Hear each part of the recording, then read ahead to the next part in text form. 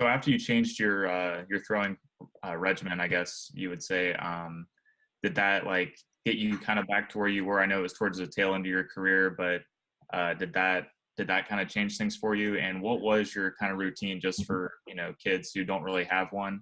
What was your kind of weekly routine that you would kind of go through? Yeah. So I'll go with the one that I finished my career with because I feel like that was the one that was most beneficial for me.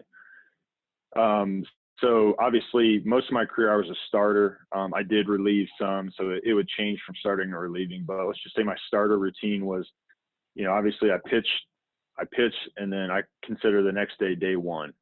So that day was, and I know some people still have, there's some differing theories on this, but I like to get a long distance run. I like to get my heart rate up.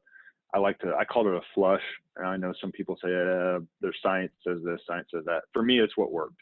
So my day one was getting a long run in, getting a sweat, getting my heart rate up. That was also my day where I would do my leg workout. And then I would go out and I would just play light catch, all moving as far back as I could. And then just it wasn't so much max effort throwing, but just seeing how far I could throw a ball with a nice loose arm just to have the muscle stretched out. So that was day one. Day two would be my upper body lift and then my bullpen day. So, and there was actually guys that like day three, bullpen day, day two. I was the day two guy because I wanted as much recovery time between my bullpen and the next time I was on the mound. So that would be where I would work on my mechanics. If there was a pitch that I was struggling with, I would try to focus on that. And my bullpen day wasn't a velocity day. It was just trying to hit my spots, work on grips, work on my mechanics. And then it would be like a sprint day. That would be my high, sprint day.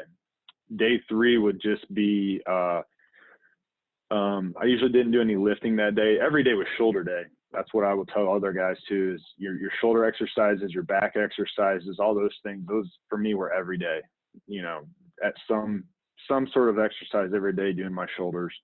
But day three was maybe, 120 feet, maybe a little bit farther, depending on how I was feeling, just playing catch. And then day four for me was just light catch. I wasn't looking to stretch it out. I just wanted to keep my arm loose and just play light catch and then be ready to go the next day for my start. When I was a reliever, it was mostly around how I was feeling, how many days when you're a reliever, it's tough because you may need to be ready that night. So you don't have a lot of time to work on things if you have to go. But if I had pitched a couple days in a row and had a good feeling I wasn't going to pitch that night, that's when I might get my long toss in. But I would always, as a reliever, I'd always try to long toss. Definitely once, try to get twice a week. But again, it all depended on my usage and how I was feeling.